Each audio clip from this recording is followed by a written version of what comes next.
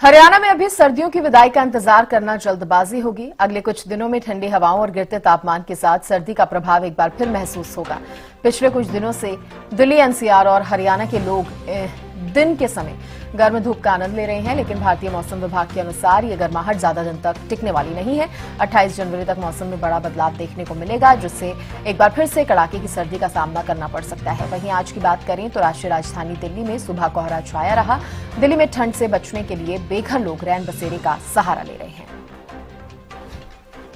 हवाओं का असर देखने को मिलेगा और उस वजह से कहीं न कहीं तापमान में 3 से 4 डिग्री की गिरावट दर्ज की जाएगी। और ऐसा अब वेस्टर्न डिस्टर्बेंस की वजह से हो रहा है, यानी पश्चिमी विक्षोभ के असर की वजह से हो रहा है। हालांकि बता दें कि जनवरी के महीने में 5 पश्चिमी विक्षोभ दस्तक दे चुके हैं। 3 पश्चिमी विक्षोभ कमजोर थे, 2 के दौरान हल्की और तेज बारिश भी दर्ज की गई थी।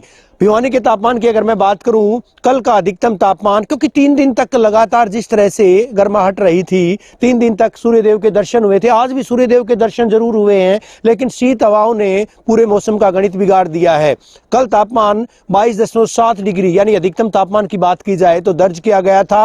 न्यूनतम तापमान 8 डिग्री तक रहा था। और इस बीच अगर बात की जाए, इस बार जनवरी के महीने में 16 तारीख तक 119% ज्यादा बारिश दर्ज की गई थी, यानी पहले के मुकाबले कहीं ज्यादा बारिश दर्ज की गई थी। अपेक्षाकृत बारिश तो ज्यादा हुई थी, फसलों पर भी उसका सकारात्मक असर पड़ता देखा जा सकता है। ये सरसों की फसल आप देख पाएंगे, हालांकि पछेती ये फसल है, बावजूद इसके जिस तरह से इसमें ग्रोथ हुई है वो निश्चित तौर पर माना जा सकता है कि इस बार बम्पर फसल देखने को मिलेगी।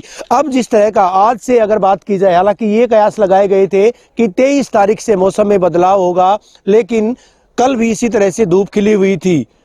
शाम को बादल जरूर छाए, रात को बादल छाए, उसका असर ये है कि आज धुंध ना के बराबर है, कोहरा ना के बराबर है। और इस कारण से कहीं ना कहीं वाहन चालकों ने तो राहत की सांस ली है। अगर आज से बात की जाए तो जब पश्चिमी विक्षोभ सक्रिय होगा तो निश्चित तौर पर तापमान में गिरावट दर्ज की जाएगी और तापमान में 3 से 4 डिग्री की गिरावट दर्ज की जानी है। इस वजह से कहीं ना कहीं फिजाओं में और ठंडक घुलेगी और ऐसे में लोगों को और परेशानियां हो सकती हैं, क्योंकि एकाएक फिर से ठंड बढ़ेगी। ठंड बढ़ने की वजह से बीमारियां भी हो सकती हैं। हालांकि ये मौसम जो है फसलों के लिए माकूल माना जा रहा है, चाहे गेहूं की फसल की बात करें या फिर सरसों की फसल की बात करें।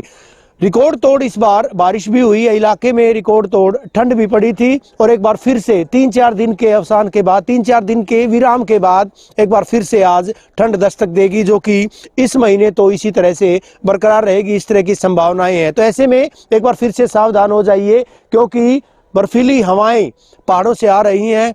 पश्चिमी विक्षोभ का असर भी दिखना शुरू हो गया है। लाहौल स्पीति, मनाली और दूसरे जो इलाके हैं हिमाचल प्रदेश के, वहां पर तेज बर्फबारी हुई है। उसका असर यह है कि शीत हवाएं एक बार फिर से दस्तक दे चली हैं। वीडियो जर्नलिस्ट सुमित अवस्थी के साथ रवि जांगड़ा।